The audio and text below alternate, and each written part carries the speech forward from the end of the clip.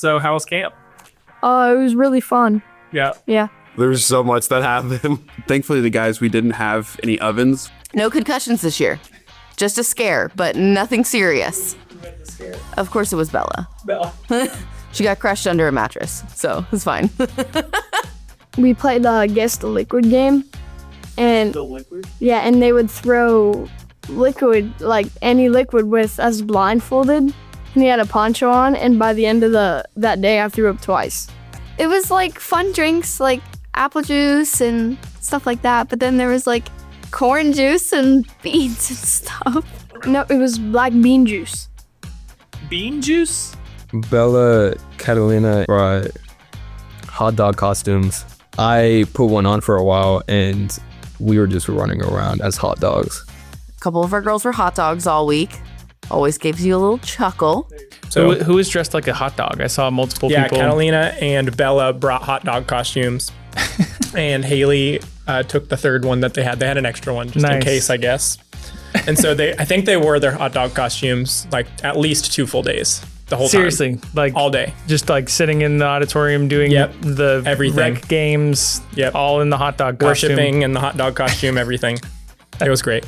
That's awesome. The amount of churches that came up to them and were asked for their picture and stuff, like they were They were like celebrities. the camp mascots just because they decided to bring. And then the day that they wore hot dog costumes, they served hot dogs for No. lunch. That's And awesome. so people wanted pictures of them eating their hot dogs with the hot dog costumes. Just in general, every moment had a little bit of laughter. But we just stayed up and watched Jackson Olmstead like do magic tricks. And Xander tried to participate and he grabbed a card and threw it down and screamed for no reason. And so it became this like big inside joke about like, oh my gosh, it's a 3. Also, playing Fork Knife Spoon at the end of camp is always really, really, really funny. I still don't know, but watching everyone else's reaction is hilarious. I just saw videos of everyone dancing. That's been going around.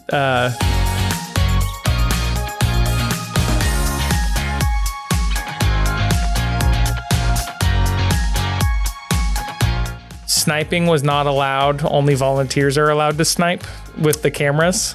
Yeah. How did that go, and why did that come about? I don't think that rule was fully Followed. Sniping is always an enjoyable experience until you're on the other end of it. I'd say all the sniping. I mean, just you never knew when somebody was going to take an awkward picture of you. Sniping is essentially just like you take a picture of someone super zoomed in. The like more zoom in. unflattering the picture is, the better the snipe was. Yeah. And so I just told them like, hey, if there's a student who doesn't want to be sniped and they tell you not to take pictures of them, don't Just honor like, that. stop. Yeah. There's usually a moment like at lunch, I think is like the time where everyone starts to snipe because everyone's eating. And so you look super unflattering as you've got like, Yeah. there's probably like what I would consider is like the worst photo of me ever taken while Yeah. I'm like trying to eat a hamburger. Created a bunch of games, and some of them were as ridiculous as like slamming a tennis ball on a piece of concrete. And And can you explain, there's a new game called Samir Ball Yeah. where you stand in a circle and you hit a tennis ball to each other. Yep. Samir Davis invented it. And it's essentially just spike ball, if you've ever heard of spike ball. And it was funny because I got to church on Sunday and there was a big giant circle drawn over there and it said Samir Ball in the middle. And I was like, you got to explain Samir Ball. And Yeah. I'm pretty terrible at Samir Ball. That was one of the games that Connor and the boys invented, and it was so much fun. My favorite part, I would say playing the Hungry Hungry Hippo game on Water Day, where you know the game Hungry Hungry Hippos. Yeah. That, but with people. So we were slip and sliding, grabbing something, and someone was pulling us back like the Hungry Hippos. It was really fun, and it was just so goofy, and I like that everyone went full force into it. That was the fun part. Gotta shout out Connor. Connor helps Warren with all the facility stuff. Yep. And he's like, you know, Connor, he's a pretty quiet, reserved dude. Doesn't like being in the spotlight. And I kind of set him up and hyped him up to do a karaoke song from the very beginning of camp. And so everyone chanted his name and he went up there and he owned it. Funniest thing was Thomas and Connor on karaoke night singing Party in the USA was so funny. And then Thomas almost fell off his chair. We did karaoke night on Tuesday night. Okay. It was karaoke / talent show. Nice. And so a student, Justin, he brought his saxophone. He's like really into band. That's awesome. And incredible saxophone player. Yeah. He got to play saxophone. There was some beatboxers. There was some like TikTok dances that were really cool. Nice. But mainly it was just like karaoke night. People and singing to them like vintage One Direction and old Justin Bieber songs. But it was really fun. And I think that totally did what we were wanting it to do, which is just like let everyone not take themselves very seriously, let our guards down, dance, be goofy with each other. And I think that really set the tone for the rest of the trip. My favorite part of camp was the last hoorah with my senior girls, because half of my group is graduated. So it was pretty wonderful to get to spend some time with them. This year was definitely special because it's been my last year. It was a lot of fun to get to kind of spend time with new people that I didn't know well, even like especially like the freshmen. It was really sweet to get to spend time with the upcoming freshmen, kind of just see them develop and grow. Like, so first we all just came like as a fun trip and we didn't really like know what we were gonna do. And then we all, by the end of the trip, we were all like friends, family, and like we're all just connected together. Worship was so fun. Yeah. It was so fun. There were hype songs, but also like low songs that like were very emotional. But then the hype ones, everyone was jumping around, and it was really fun. Oh, I really loved the worship.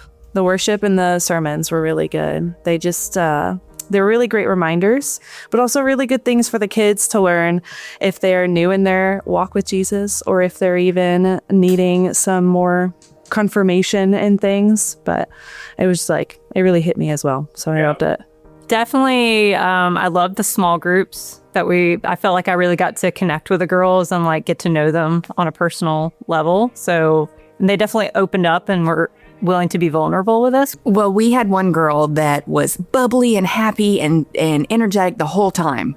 And then she opened up and it floored us, just with what her life experience is. And it was definitely a God thing that we were there. Just like having genuine time with friends and like just seeing how they're being moved throughout the week. Like every day I got more like opened to like the possibilities that God can do. I just felt like people saw that throughout like the week, like my joy and like just how it was. They're smart. The kids are really smart. They ask really good questions, which I was like, I love that. They definitely stretched me, understanding like they're capable of more than probably what I thought they were. I actually learned a lot from my girls. I feel like they poured into me as much as I poured into them. The big thing this week, or the week at camp, was grace. I think that was something that I tend to not give myself enough of. I tend to be like very like strict with myself, and I really liked how the pastor was like preaching on like God's not angry at you, you know? And I think I really needed that. It was really refreshing to come back and just, you know, be able to rest some of those nights, especially the last night. I learned that like God is like with you no matter what, and you can either like choose to be with him or choose not to be with him, but either way he's still gonna be there. Like even if you're with him or not, like he's always gonna be there. And so the times where I felt from God or like felt like really stressed or really worried and stuff like that, I just came to realize like all of that came from like not resting.